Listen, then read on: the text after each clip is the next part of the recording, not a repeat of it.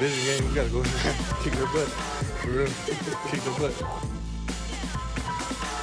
Calvin Ridley's right. It's a big game. Welcome into Teal The Show. Jamal Saints here alongside Frank Frangie. Frank, the first game of the season just a couple of days away. And it's a big one because it's an AFC South matchup to start the year. One of the big goals for the Jaguars, of course, is to repeat as division champions. This game is big on so many levels, and it's fitting that it starts this way on so many levels. We always talk about how the Titans are the big rival.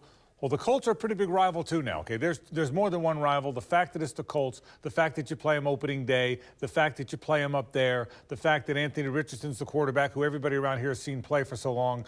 This thing fits on so many ways, and, man, we can't wait to get started. I'm like you. I'm excited. Everybody's excited about this season of Jaguar football. I really believe that. When we look at the landscape around the AFC South, the Jaguars are really the team everyone's chasing at this point. They're the one team that has high expectations for this season. They also are the reigning AFC South champions. That means this season, a little bit of a different feel because the team no longer the hunters now, they're the hunted. You love being a hunted, honestly. I feel like it's better because you have to prepare with a certain focus. When you're going out there and hunting them, I mean, I don't know, it doesn't give you that same excitement knowing that everyone's going to give you their best, so you got to prepare a certain level, and then at the end of the day, you want to be the best, you got to beat the best. Does it feel different being the hunted this year rather than being the hunter?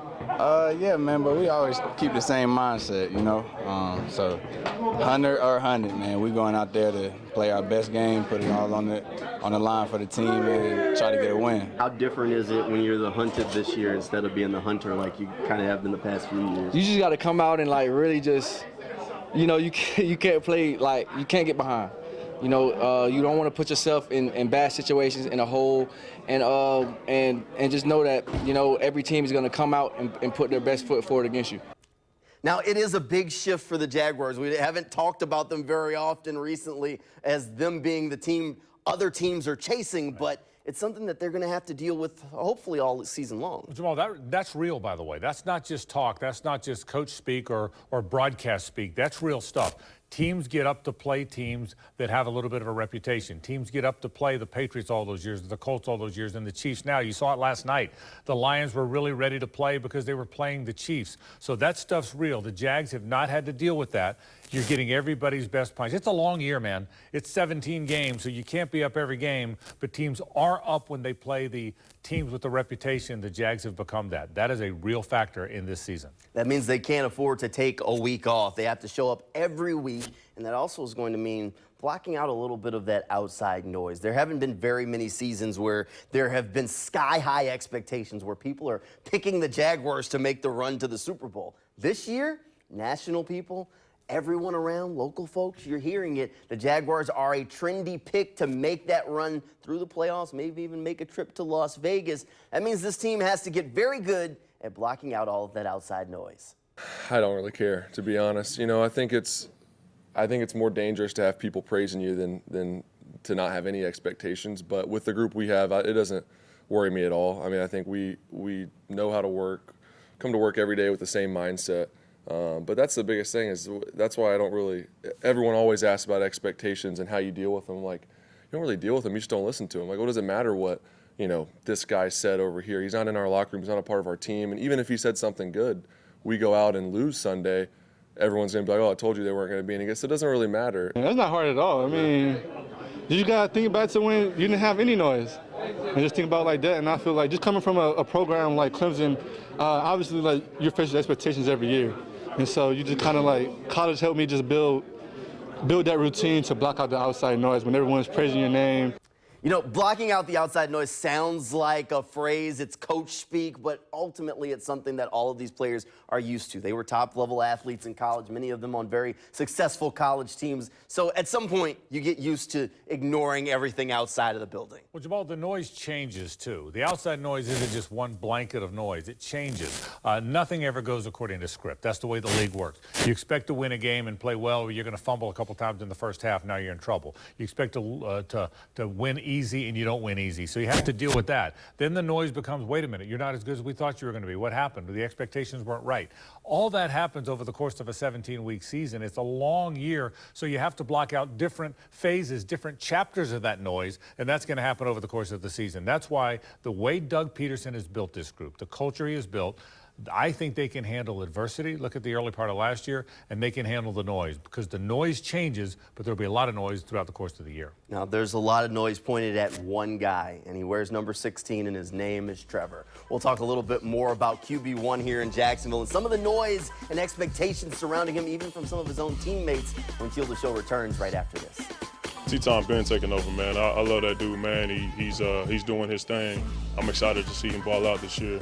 I tell him every day, all pro. That's your goal because he's one of the best. Welcome back. You heard it from Roy Robertson Harris, all pro. That's a lofty bar, but it's one that everybody seems to think Trevor Lawrence can get to. I've said this a lot about him. You have too. He is built for this. Obviously, he's a really good player. He's a big, strong guy with a rifle arm, and he's athletic. We know all that.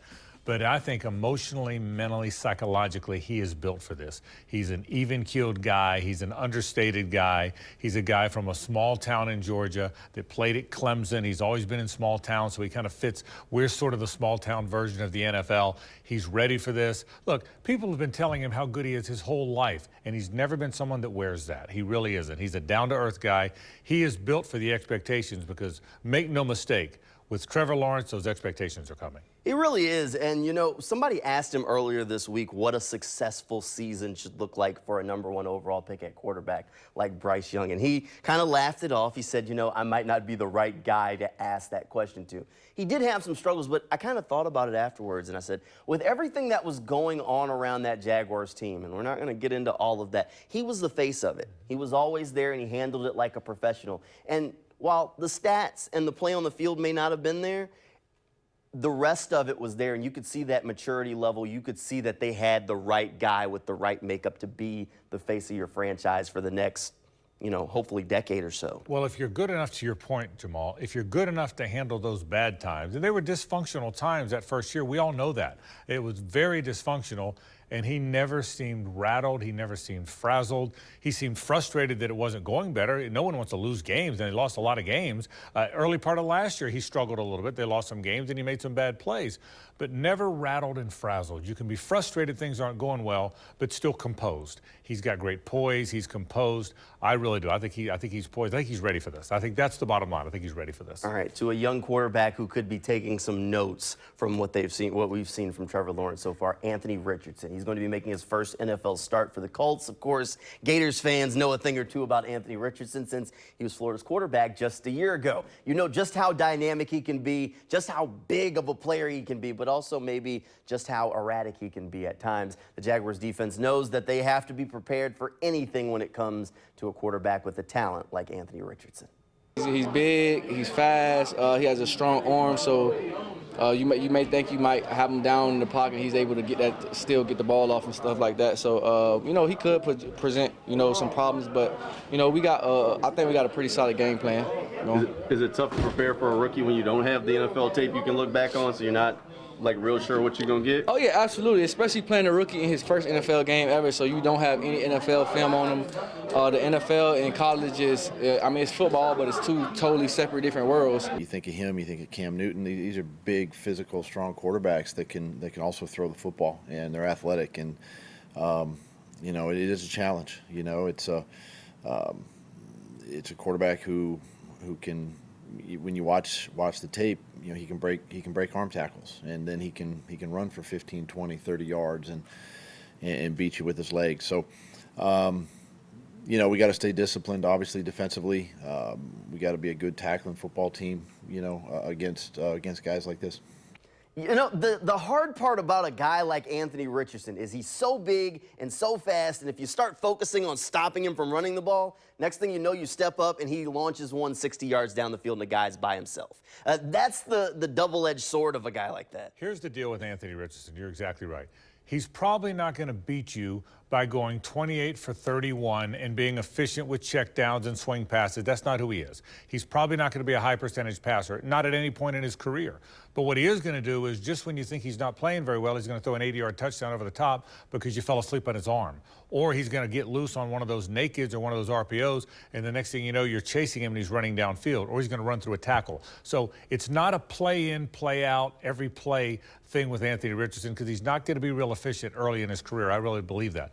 But he can hit the big play. He can hit the big play with that big arm. He can break tackles. You better stay home on the nakeds. You better be careful on the RPOs. And you got to tackle him. He's a big physical guy. He's going to break some tackles too. So those are the things you worry about. Not play in and play out with him, Jamal. You worry about the fact that Anthony Richardson has the potential to make those big plays, both as a runner and a passer. All right, we've reached the point of the show where we normally do our picks, but I feel like this week I already know what both of us are going to say. So spoiler alert, I think we both are pretty sure the Jaguars are going to win this game. So instead of doing that, let's talk about a guy on offense and a guy on defense that are going to be important for the Jaguars this week, that need to have maybe that first introduction to the fan base or just a big game overall in order for the Jaguars to be successful. Let's start with you and let's go offense first. How about that? All right, offensive guy. Instead of the obvious guys, I'm going to go, can I have two? If I have two, I'll take I'll take the two running backs. I think what's really important is what happens with Travis Etienne and Tank Bigsby. They're both going to play a lot. Gus Bradley plays a defense where you sit back in the zone. They're not going to come after you. They sit back. They keep their eye on the quarterback. So you've got to be patient. Trevor Lawrence is 86% completion percentage against the Colts last year because he was patient. He took underneath stuff. That means swing passes to the running backs. That means some running plays. I think you're going to see a lot of both. So I think the keys are not those great wide receivers or tight ends. I think the key to this game is how those running backs play, both as receivers and as running backs. I'll give you an offensive line guy since they don't get a whole lot of love. Ben Bartch, he's come off the PUP list during training camp, hasn't got a lot of football since being reactivated. He's going to get the start for them on Sunday. Of course, the offensive line is always important, but that Colts defensive line, they've got some talented guys there that could definitely derail a game plan. Bart's going to have his hands full.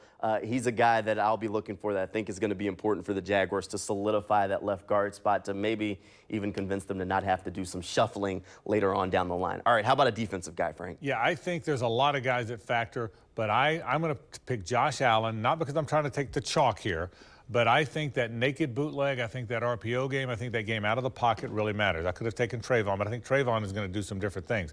I think Josh Allen is a guy, I don't know if you spy him or not. I don't, because if you spy him with the safety or a linebacker, but I think Josh Allen's the guy that has to stay home. Again, my biggest fear for the Jaguar defense is Anthony Richardson as a runner. That's my biggest fear. The running backs are ordinary without Jonathan Taylor. I don't think they've got great wide receivers, but I think my fear with him as a runner, and remember, Shane Steichen as a play caller is very good, was very good with Hurts last year at finding running opportunities for him. Josh Allen has to stay home. All right, in that same vein, I'm going to go Devin Lloyd because, like you mentioned, stopping Anthony Richardson as a runner is so important. Devin Lloyd was a guy who a year ago struggled to trust what he was seeing following his eyes out on the football field. When you go from an offense that the Colts are going to run, if you watch what the Eagles have done, there's a lot of trickery. Those linebackers have to trust what they're seeing and go there. If Devin Lloyd sees it and trusts what he sees, which he was seeing it at times last year, if he can do that, then he's going to be in the right spot. And this is firmly assignment-based football. Everybody does their job. You're all right.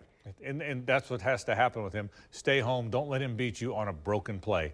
That's the concern when you play Anthony Richardson. All right. This is week 1 of the football season. That'll pretty much do it for us here in Teal The Show. We'll have another episode coming your way on Monday. Hopefully, we're talking about a 1-0 Jaguars team getting ready for their first home game of the year. That's right around the corner. We'll check in with you then. Thanks for hanging out with us here tonight. Good night, everybody, and go Jags.